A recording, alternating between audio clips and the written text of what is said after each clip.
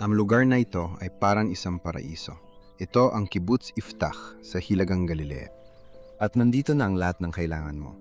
May mga taniman ito ng prutas. May mga simpleng cabin rin ito. May isang bagay lang. Mga 1 milya lang ito mula sa Lebanon. At ang bagay na yon ay nagbabago ng halos lahat. Para sa mga taong nakatira rito, ang Lebanon ay hindi lang basta isang lugar sa mapa. Ito ang tanawin mula sa Harden.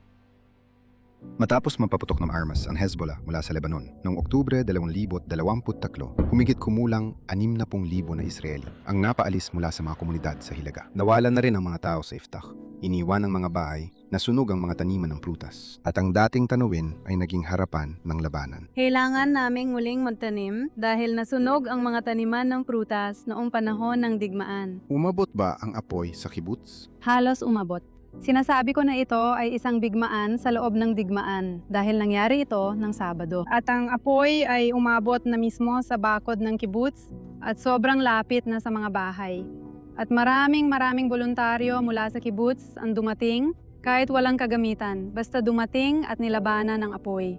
Kalati yon sa buong paligid dito. Nakaligtas ang mga bahay. Pero ang ilan sa mga lupa ay hindi. Pero marahil ang mas interesting na tanong ay dumating pagkatapos. Kapag nagawa na ng mga tao na malampasan ng paglikas, babalik pa kaya talaga sila? Naisip ko na dapat marinig sa Lebanon ang aming pagbabalik. Yun ang layunin ko sa pagbalik sa aming tahanan. Nung araw na bumalik kami sa bahay, inayos namin lahat ng sasakyan. Lahat ng tao mula sa kibbutz, lahat ng pamilya, ay nagmaneho ng kani-kanilang sasakyan at sabay-sabay kaming bumalik. Sana narinig nila kami. Hindi ito banayad. Para kay Anat, ang pag-uwi ay hindi lang basta pagtatapos ng paglikas. Isa itong pahayag. Sa tingin ko, ito ang tagumpay natin. Pakiramdam ko parang tumatakas tayo. Tayo ay mga refugee mula sa sarili nating tahanan, sa sarili nating bansa. Kaya naisip ko na dapat nating ipahayag na babalik na tayo. Iba ang gumalik. Iba rin ang piliin na dito na manirahan pagkatapos ng lahat ng nangyari. Pero yan mismo ang nagsimulang mangyari. Sabi ni Anat, mga 10 pamilya ang piniling hindi na bumalik. Hindi na natiling bakante ang kanilang mga bahay. At ngayon, may 22 pamilya pa ang inaasahang lilipat sa bagong kapitbahayan na kasalukuyang itinatayo. Makikita mo kung paano kami naghahanda para sa aming bagong tirahan. 22 pamilya ang inaasahang darating at maninirahan sa Iftach. Kaya sa kanan, makikita mo ang mga guho ng Blada, at sa kaliwa naman, makikita mo ang simula ng pagtatayo ng Kibbutz Iftach. Kaya sa tingin ko, nakakapanabik ito, hindi ba? Isipin mo, doon ay wasap na, pero dito tayo ay umuunlad. Mahirap mag-isip ng mas literal na larawan ng bagong realidad dito.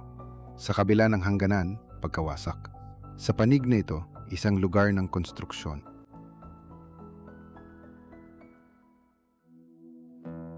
Hindi dito lumaki sina Lino at Shlomi. Ilang taon silang naghanap ng tahimik na buhay sa probinsya na gusto nila para sa kanilang mga anak. Pagkatapos, natagpuan nilang bahay na ito noong Agosto 2023. 2 buwan bago ang ikapito ng Oktubre. Ito ay noong Agosto 2023. 2 buwan bago ang ikapito ng Oktubre. Dumating kami dito at pakiramdam namin ay nanalo kami sa loto na para kaming nasa paraiso. Naalala niyan ipinakita niya sa kanyang mga anak ang Lebanon at sinabi sa kanila na baka balang araw ay magkakaroon ng kapayapaan at maaari silang bumisita. Pagkatapos ay sumiklab ang kaguluhan sa hangganan. Tinawag ang kanyang asawa para sa serbisyo sa reserba. Umalis si Linoy kasamang mga bata at tumagal lamang ng mga 2 buwan ang paraiso. Naintindihan ko na hindi ko isusuko ang pangarap na matutupad at mangyayari ang pangarap na ito kahit naabutin pa ng panahon, pero sumama ako sa kibbutz at sa komunidad. At dito nagsisimulang maging medyo hindi inaasahan ang kwento ni Iftach. Hindi kumbinsido ng digmaan ng lahat na imposibleng manirahan dito. Para sa ilan, parang kabaligtaran pa nga ang nangyari. Siyempre, ang optimismo dito ngayon ay sinusuportahan na ng konkreto. Ang mga lumang bahay sa Iftach ay itinayo ng walang sariling protektadong silid.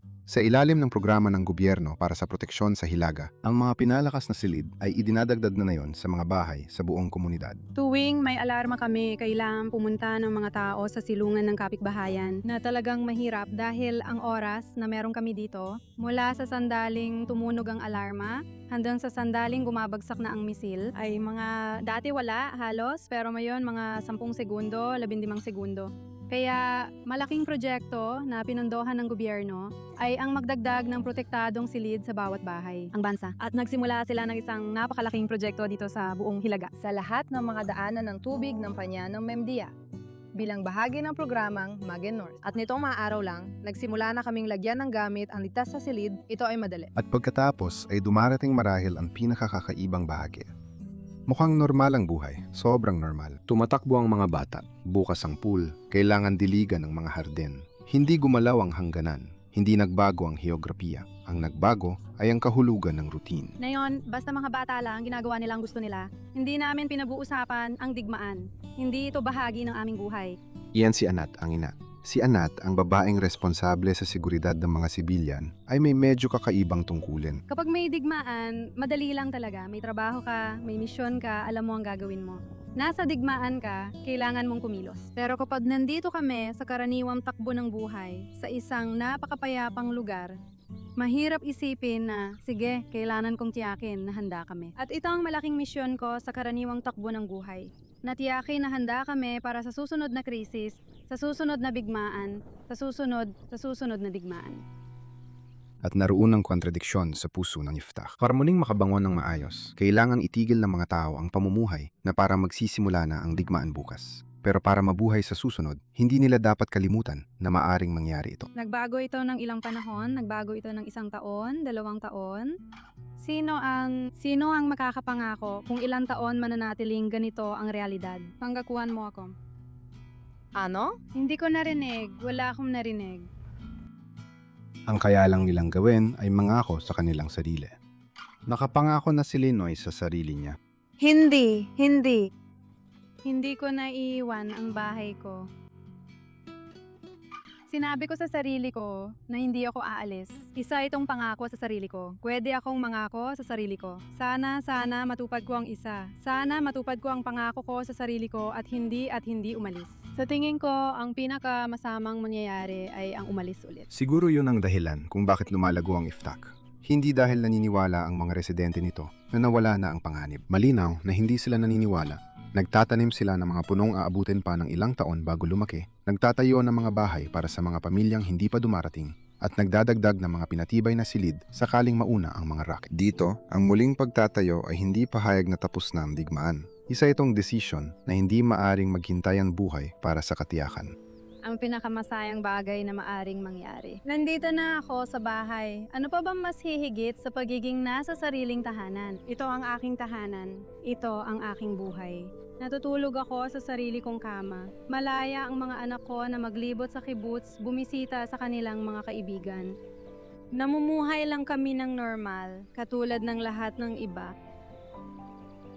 Katulad ng lahat ng iba. Yun nga lang, 1 milya lang ang layo ng Lebanon at kasalukuyang ginagawa pa ang susunod na silid pananggalang.